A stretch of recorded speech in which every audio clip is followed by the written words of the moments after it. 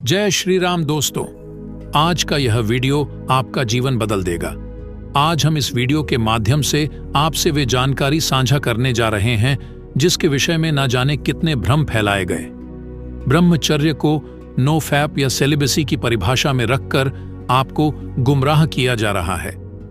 इस वीडियो में हम विस्तार से आपको ब्रह्मचर्य का असली अर्थ बताएंगे। कृपया वीडियो को अंत तक देखें और अधूरी जानकारी का शिकार होने से बचें। बता दें कि ब्रह्मचर्य अलग है और सेलिबेसी अलग। सेलिबेसी दरअसल एक शब्द है जो पश्चिमी परंपरा से आया है। भारतीय परंपरा में ब्रह्मचारी की व्यापक परिभाषा है। पश्चिमी भाषा में सेलिबेसी का विचार ईसाई मान्यता से जुड़ा है। ईसाई धर्म में सेलिबेसी का एक विशिष्ट अर्थ है जिसका संबंध किसी भी प्रकार के मैथुन से परहेज रखना है और वीर्य का रक्षण है। जो भी इंटरनेट पे जानकारी मौजूद है वह इसी कंफ्यूजन से उत्पन्न हुई है।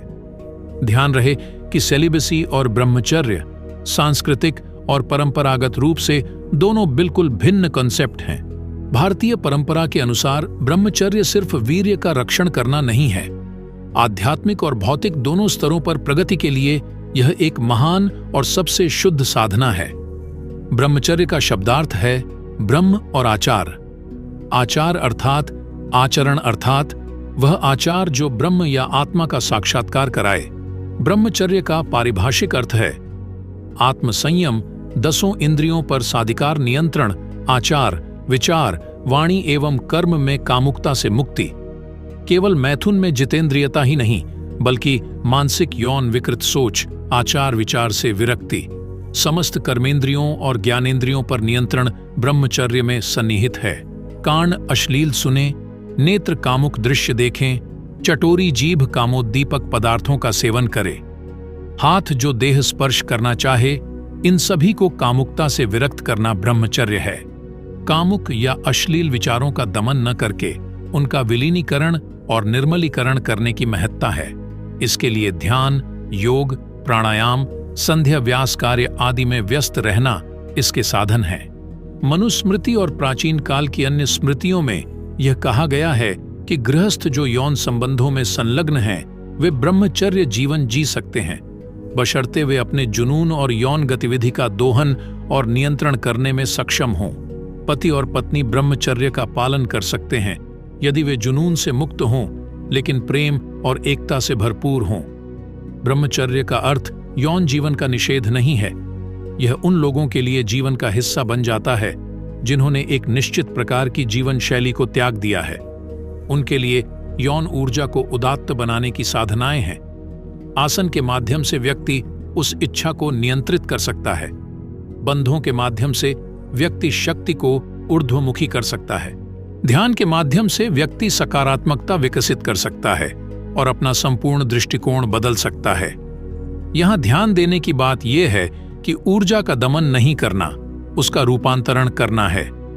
और उसकी सबसे कारगर विधि है सकारात्मक विचार जो ध्यान और धारणा के माध्यम से उपलब्ध हो सकते हैं।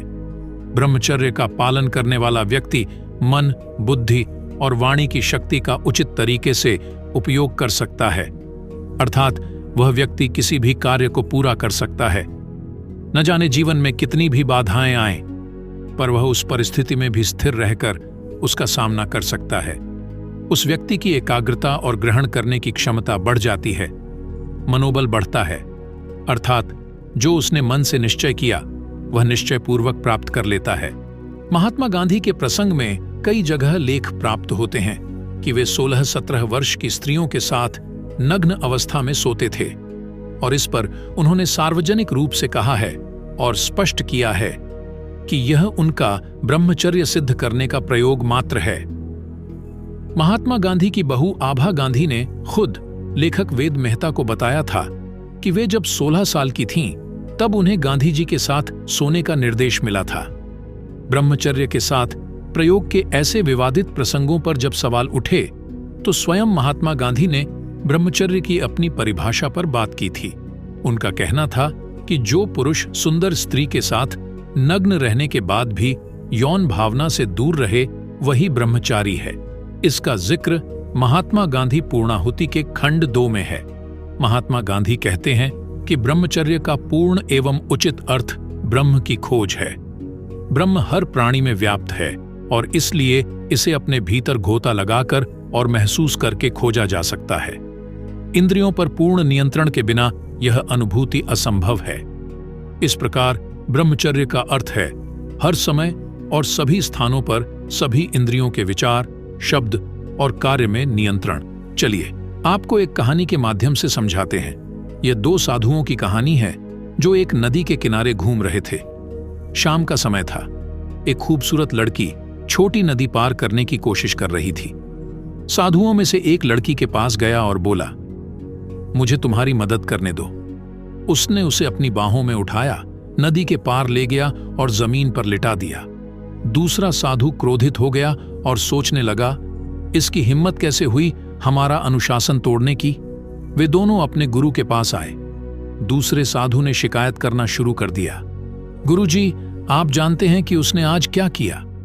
वह एक सुंदर युवा लड़की को नदी के पार ले गया। गुरु ने उससे पूछा, फिर उसके बाद उसने क्या किया। साधु ने उत्तर दिया, ठीक है, उसने उसे वहीं छोड़ दिया। गुरु ने कहा, उसने उसे वहां छोड़ दिया, लेकिन तुम अब भी उसे अपने सिर में लिए हुए हो। कौन है बेहतर ब्रह्मचारी? वह व्यक्ति जिसने एक युवा लड़की को नदी पार करने में मदद की, जिसने अपना कर्म किया और फिर उसका अंत हो गया, या वो जो ये सोचकर जल रहा था कि उसे मौका मिला और मुझे नहीं। और गुरु से शिकायत किसने की? ब्रह्मचर्य एक अनुशासन, एक दृष्टिकोण और एक जीवन शैली है। मन मस्तिष्क की विकृतियों को समाप्त कर जो व्यक्ति सकारात्मक भाव से ईश्वर का चिंतन करता रहता है, उसके जहन में कभी ब्रह्मचर्य टूटने का भय या चिंता नहीं होती। उसके लिए कामुक विषयों की महत्ता ही खत्म हो जाती है। ब्रह्म में लिप्त रहना ही ब्रह्मचर्य है। आशा है आप सभी की शंका का निवारण इस वीडियो के माध्यम से हुआ होगा। यदि आप हमारी किसी भी विषय में सहायता चाहते हैं तो आप कमेंट करके पूछ सकते हैं और हमसे भौतिक और आध्यात्मिक प्रश्नों के संबंध में ज्योतिष्य परामर्श भी ले सकते हैं। सनातन संस्कृति के ऐसे ही गूढ़ विषयों की समझ प्राप्त करने के लिए कृपया चैनल सब्सक्राइब करें और सनातन के प्रचार की हमारी इस छोटी सी पहल का सहयोग करें।